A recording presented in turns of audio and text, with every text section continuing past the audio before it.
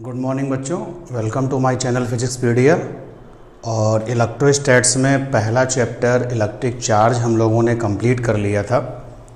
और electric charge में total आपको 4 पार्ट्स मिले थे।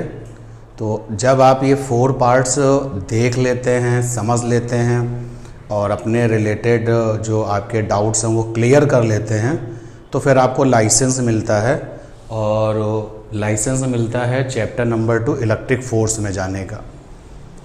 तो जो ये इलेक्ट्रिक फोर्स चैप्टर है, ये छोटा सा चैप्टर है, थ्योरी के अकॉर्डिंग बहुत छोटा चैप्टर है, लेकिन न्यूमेरिकल के पॉइंट ऑफ व्यू से ये चैप्टर बहुत हेल्दी है, बहुत बढ़िया है। तो आज हम लोग जानेंगे इलेक्ट्रिक फोर्स चैप्टर में कूलाम्स लॉ को। जो इलेक्ट्रिक फोर्स चैप्टर है इसमें सबसे पहले आपको जानना होगा कूलाम्स लॉ। तो बच्चों, कूलाम्स लॉ जानने के लिए आपको कुछ फिज़िकल क्वांटिटीज़ शायद फर्स्ट टाइम आपको मिल रही हैं, और इनके बारे में भी इस चैप्टर में हम लोग पढ़ेंगे नहीं, लेकिन ये यहाँ पर दिखाई देंगी। तो बच्चों, एक फिज़िकल क्वांटिटी है एप्सिलॉन नॉट। ये फिज़िकल क्वांटिटी है एप्सिलॉन नॉट। तो इस फिज़िकल क्वांटिटी के बारे में हम बहुत डिटेल में नहीं पढ़ पाएंगे, क्योंकि इलेक्ट्रोस्टैट्स में जैसे जैसे जर्नी आपकी आगे बढ़ेगी तो एक चैप्टर आएगा डाइलेक्ट्रिक मटेरियल्स। उस चैप्टर में आप एप्सिलॉन नॉट की डिटेल देखोगे, लेकिन चूंकि इसी चैप्टर में हमें ये दिखाई देगा, तो एप्सिलॉन नॉट को कहते क्या हैं ये जान लेते हैं केवल। तो एप्सिलॉन नॉट जो है एक फिजिकल क्वांटिटी है, इज पी क्यू माने फिजिकल क्वांटिटी, और इसका जो नाम है named electric permittivity. Electric permittivity, electric permittivity of air या फिर वैक्यूम। वैक्यूम की जगह पर हम फ्री स्पेस भी लिख सकते हैं। तो इस पॉइंट को फिर से सुन लो। कूलाम्स लॉ में कुछ फिजिकल क्वांटिटी आपसे रूबरू होंगी, और इन फिजिकल क्वांटिटीज के बारे में यहां पर डिटेल में बताना पॉसिबल नहीं है। तो आप केवल इनका नाम जानो कि ये फिजिकल क्वांटिटी किस नाम से जानी जाती है। और एप्सिलॉन नॉट की जो वैल्यू आती है 8.8 × 10⁻⁻12 SI में ये वैल्यू निकल के इसकी आती है। और एक फिजिकल क्वांटिटी है जिसको कि हमने पहले भी जो चार्ज का लेक्चर नंबर 4 था तो उसमें बता दिया था कि एक फिजिकल क्वांटिटी है कैपिटल के। तो कैपिटल के को बच्चों बोलते हैं डाइलेक्ट्रिक कांस्टेंट। क्या होता है ये जब हम लोग डाइलेक्ट्रिक मटेरियल चैप्टर पढ़ेंगे तब देखेंगे। तो डाइलेक्ट्रिक कांस्टेंट इसका नाम है। और इसका क्या नाम है डाइलेक्ट्रिक कांस्टेंट के अलावा? इसको बोलते हैं relative electric permittivity. Relative electric permittivity इसका ये भी नाम है। और बच्चों, इसका एक नाम और है specific inductive capacity. Specific inductive capacity. तो इन नामों से ये के को जाना जाता है। और अभी हम ये नहीं जानेंगे ये होता क्या है। तो कैपिटल के आपका जो है एक फिजिकल क्वांटिटी है, इसके नाम क्या है। और कैपिटल के की वैल्यू, कैपिटल के एयर के लिए इसकी वैल्यू लगभग 1 के बराबर होती है, मतलब 1 से थोड़ी ज्यादा होती है। 1 से थोड़ी ज्यादा। अब कितनी होती है? तो 1.00029 ये होती है 1 से थोड़ी ज्यादा। तो क्योंकि इतनी थोड़ी ज्यादा है, इसलिए हम लोगों ने एयर के लिए जो कैपिटल के की वैल्यू है वो क्या कंसीडर की है? 1 ही कंसीडर की है। वैक्यूम के लिए कैपिटल के की वैल्यू क्या होती है? तो कैपिटल के फॉर वैक्यूम ये 1 के बराबर होता है। मेटल्स के लिए कैपिटल के, मेटल्स के लिए क्या होता है? तो मेटल्स के लिए कैपिटल के इनफाइनाइट होता है। और कैपिटल के फॉर मीडियम, कोई और मीडियम हो, मतलब एयर, वैक्यूम और मेटल्स की हमने बात कर ली। इसके अलावा कोई मीडियम है, फॉर एग्जांपल ऑयल है, ग्लास है, वाटर है, तो कैपिटल के फॉर मीडियम वो ग्रेटर देन 1 होता है एंड लेस देन इनफाइनाइट होता है। तो इसको लेकर के आप बहुत परेशान मत होइएगा, क्योंकि अगर कोई सपोर्टिंग वहां पर कोई मीडियम है, सपोज कर लो ग्लास है, तो कैपिटल के ग्लास का आपको दिया जाएगा, आपको उसको लर्न करने की जरूरत नहीं पड़ेगी, रिजल्ट वहां पे दिए जाएंगे। तो कूलाम्स लॉ से रिलेटेड ये कुछ फिजिकल टर्म हैं जिनसे हम लोग इस समय जान पहचान कर रहे हैं। और अगर हम एप्सिलॉन नॉट और के का मल्टीप्लाई कर दें, एप्सिलॉन नॉट और के, तो देखो क्या बनेगा, एप्सिलॉन नॉट के। तो ये जो एक नई फिजिकल क्वांटिटी बनेगी, इस नई फिजिकल क्वांटिटी को क्या नाम दिया गया है? इस नई फिजिकल क्वांटिटी को नाम दिया गया है named electric permittivity. Electric permittivity of medium. देखो यार, एप्सिलॉन नॉट को नाम दिया गया है इलेक्ट्रिक परमिटिविटी ऑफ एयर या फिर वैक्यूम, और एप्सिलॉन नॉट के इस पूरे को कहा जाता है electric permittivity of a medium. और electric permittivity of a medium को एक सिंबल दिया गया है, denoted by symbol epsilon. Epsilon यानी कि एप्सिलॉन इज इक्वल टू हो गया एप्सिलॉन नॉट के। तो अब देखिए इस रिजल्ट में एप्सिलॉन नॉट का पर्सनल इंडिविजुअल नाम क्या है? तो इलेक्ट्रिक परमिटिविटी ऑफ एयर या vacuum.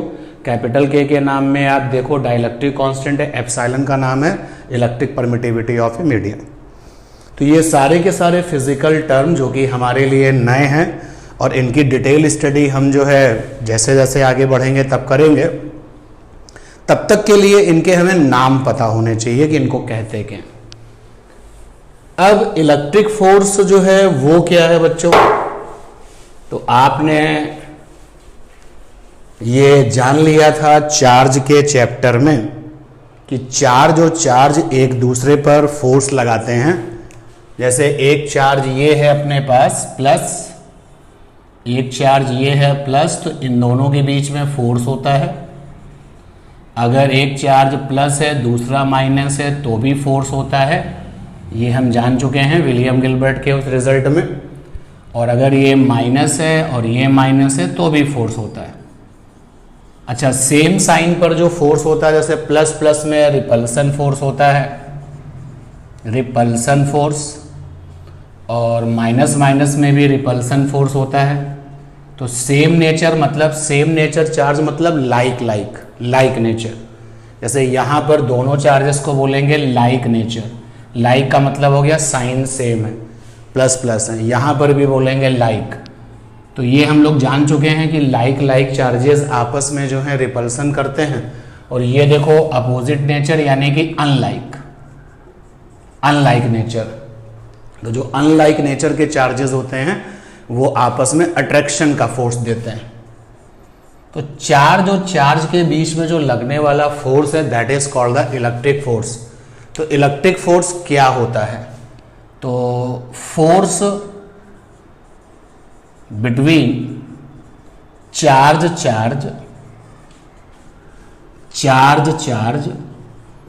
Is called electric force. तो लीजिए हम लोगों ने जान लिया इलेक्ट्रिक फोर्स क्या होता है। हम इसको F से लिख रहे हैं और यहां पर E for electric.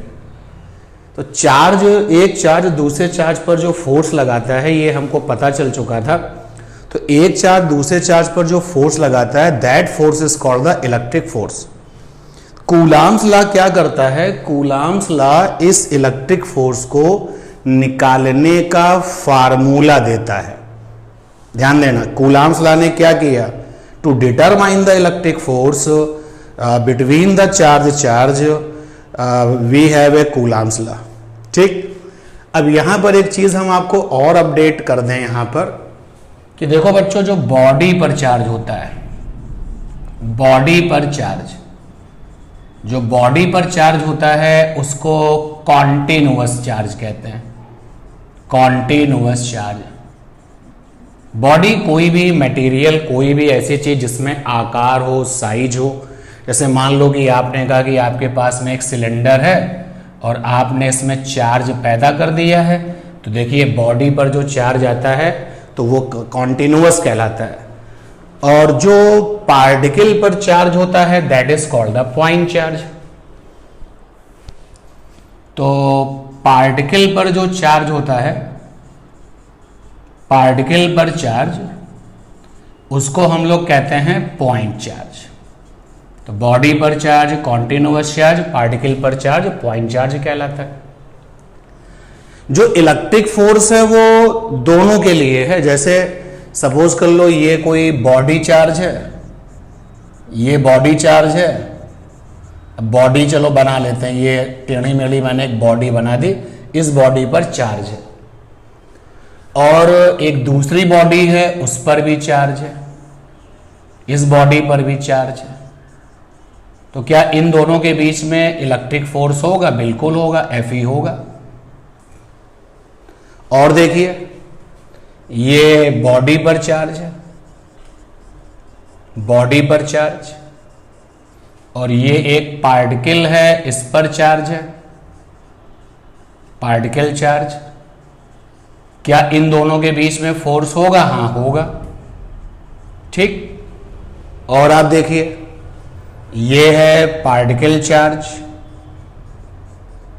Particle charge, और कुछ दूरी पर एक और है particle charge,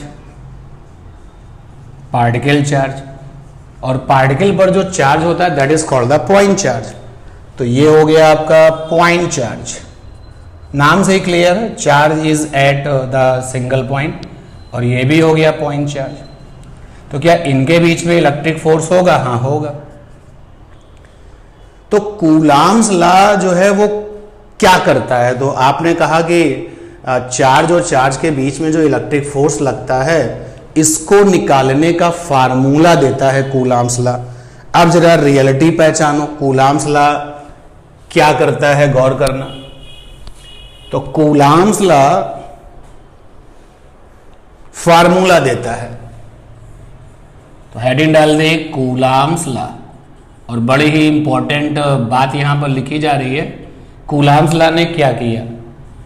it gives formula, it gives formula to determine, किस काम के लिए? To determine electric force,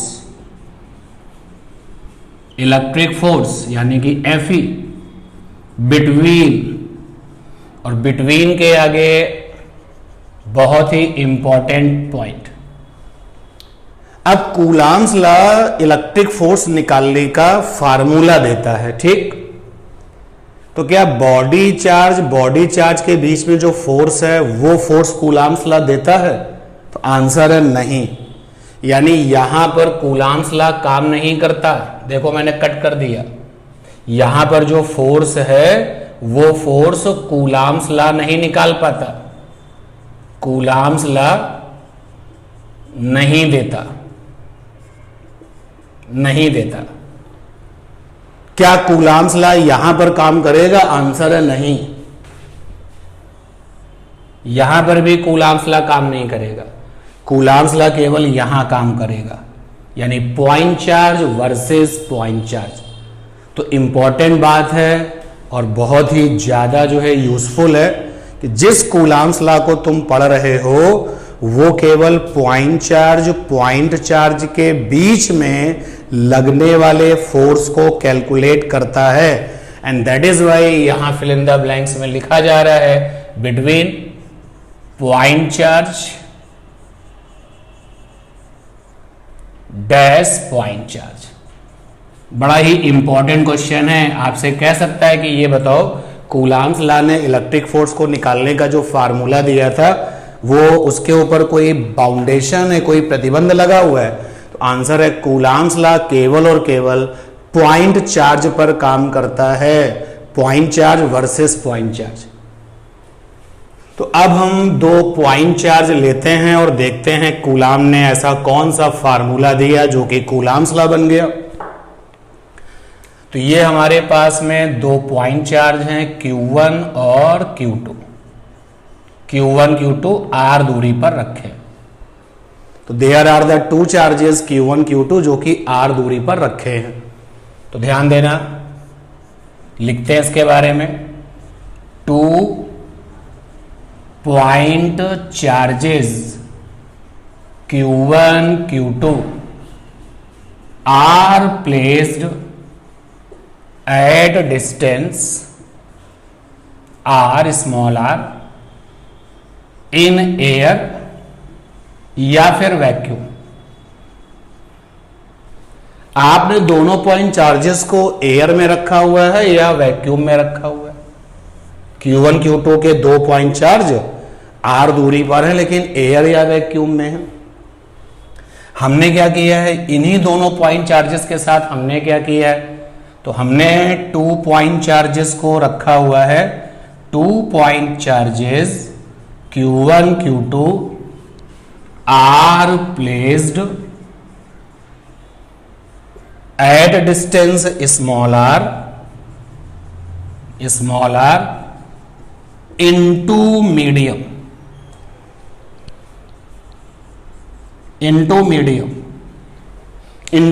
means medium के अंदर, मतलब ये Q1 है, ये Q2 है, R दूरी पर है और हमने ये पूरा का पूरा सिस्टम किसी मीडियम के अंदर रख दिया। सपोज कर लो ये पूरा का पूरा सिस्टम हमने पानी में डुबो दिया। तो जब पानी में डूब जाएंगे तो हम यही तो कहेंगे कि दोनों चार्जेस मीडियम में इनटू हो गए। इनटू मीन्स डूब जाना, या कोई भी मीडियम आप ले सकते हो, ऑयल ले सकते हो, ग्लिसरीन, अल्कोहल, जो भी चाहे आप मीडियम सेलेक्ट कर सकते हो। तो अब जब दोनों पॉइंट चार्जेस एयर या वैक्यूम में रखे हुए हैं और जब दोनों पॉइंट चार्जेस मीडियम में रखे हैं तो कूलाम ने कौन सा फार्मूला दिया बच्चों? कूलाम्स ने फार्मूला दिया था F electric force is equal to 1/4 pi epsilon naught Q1 Q2 by R square. ये फार्मूला कूलाम ने दिया था। अब इस फार्मूले में जो ये एप्सिलॉन नॉट है, मैं इससे तुमको पहले ही इंट्रोड्यूस करा चुका हूं। तो ये जो 1/4 पाई एप्सिलॉन नॉट है ये कांस्टेंट है। इस कांस्टेंट के बारे में हम बात करेंगे। तो ये जो 1/4 पाई एप्सिलॉन नॉट है ये कांस्टेंट है। अगर हम इस कांस्टेंट को हटा दें तो जैसे ये कांस्टेंट हटाएंगे तो ये इक्वल का साइन क्या बन जाएगा? प्रोपोर्शनल बन जाएगा। तो जैसे इसको हटाएंगे तो देखेंगे आप, ये बनेगा electric force proportional to Q1 Q2 by R square. तो यहां से रिजल्ट बन जाएगा electric force proportional to Q1 Q2 और electric force proportional to 1/R square. अब चाहें अगर आप तो इस बात को जो है थ्योरेटिकल वे में लिख सकते हैं और बता सकते हैं। मैं यहां पर बताता हूं, लिखता नहीं हूं। अगर आप लिखना चाहें तो आप सुने और सुनने के बाद में वीडियो पॉज करके आप लिख सकते हैं। ये क्या बता रहा है? Fe proportional to Q1 Q2। तो Fe proportional to Q1 Q2 बता रहा है कि जो इलेक्ट्रिक फोर्स है that is directly proportional to the Q1 Q2 माने प्रोडक्ट ऑफ चार्जेस। तो कूलाम्स लॉ कहता है कि electric force between the point charges is directly proportional to the product of charges. Product of charges मतलब Q1 Q2, यानी कि Q1 Q2 का product अगर ज्यादा होगा तो इलेक्ट्रिक फोर्स भी क्या होगा? ज्यादा होगा। और ये क्या बता रहा है? Fe proportional to 1/R square. ये क्या बता रहा है? तो electric force is proportional to inversely, चूंकि 1/R स्क्वायर है ना, तो electric force inversely proportional to square of distance. R का स्क्वायर, R माने दूरी, दूरी पर स्क्वायर। तो electric force is inversely proportional to the square of distance. तो ये दो बातें कूलाम ने बताई, यानी कि अगर दूरी ज्यादा होगी तो दूरी अगर ज्यादा होगी तो इलेक्ट्रिक फोर्स कम हो जाएगा। तो आपकी मर्जी पर डिपेंड करता है, जिन दोनों पॉइंट को थ्योरेटिकली आप लिख सकते हो नहीं लिख सकते हो। कूलाम्स लॉ अगर एग्जाम में आ रहा है तो आप जो बात मैं बता रहा हूं अगर वो लिख के आते हो तो मोर देन सफिशियंट है। तो कूलाम्स लॉ का लुक, फार्मूले का लुक कैसा होता है ये हम लोगों ने देखा। अब जब दोनों चार्जेस मीडियम में डूब चुके हैं, जैसे आप यहां देख सकते हो मीडियम में डूबा है, तो कूलाम ने इलेक्ट्रिक फोर्स का कौन सा फार्मूला दिया? तो फार्मूला था 1/4 एप्सिलॉन नॉट के Q1 Q2 by are square. बहुत ध्यान से देखिएगा, यानी कूलाम का फार्मूला उस समय बिल्कुल अलग है जब दोनों चार्जेस एयर में हैं। जब दोनों चार्जेस एयर या वैक्यूम में हैं, एयर या फिर वैक्यूम, तो दोनों चार्जेस एयर या वैक्यूम में हैं तो कूलाम वाला फार्मूला ये है। और जब दोनों चार्जेस किसी मीडियम में डूबे हुए हैं तो फार्मूला आपका ये है। और इस वाले फार्मूले को देखो तो आपको डिफरेंस समझ में आ जाएगा। यहां पे केवल एप्सिलॉन नॉट है, यहां पे एप्सिलॉन नॉट के है, और मैं इन लोगों के बारे में आपको बता चुका हूं। तो बहुत ध्यान से इस तरीके की जो हल्की फुल्की न्यूमेरिकल प्रॉब्लम्स आएंगी उनको करिएगा कि जब दोनों पॉइंट चार्जेस एयर में या फिर वैक्यूम में हो तो कौन सा फार्मूला लगाना है, और जब दोनों चार्जेस किसी लिक्विड मीडियम में डूब चुके हों तो तब कौन सा फार्मूला लगाना है। कूलाम का बच्चों जो है एक फार्मूला और भी है, उसको भी मैं डिस्कस करता हूं अभी।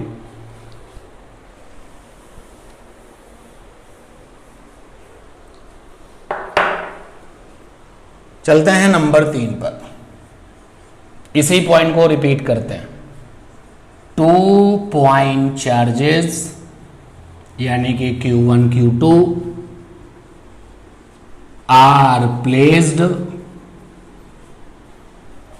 Eight distance small r in air या फिर वैक्यूम। दोनों पॉइंट चार्जेस मान लेते हैं ये Q1 था, R दूरी पर ये Q2 था, और ये दोनों रखे हुए थे R दूरी पर एयर में या फिर वैक्यूम में, जो आप चाहें। और हमने क्या किया, इनके बीच में एक मीडियम इंट्रोड्यूस कर लिया, and medium introduce between charges partially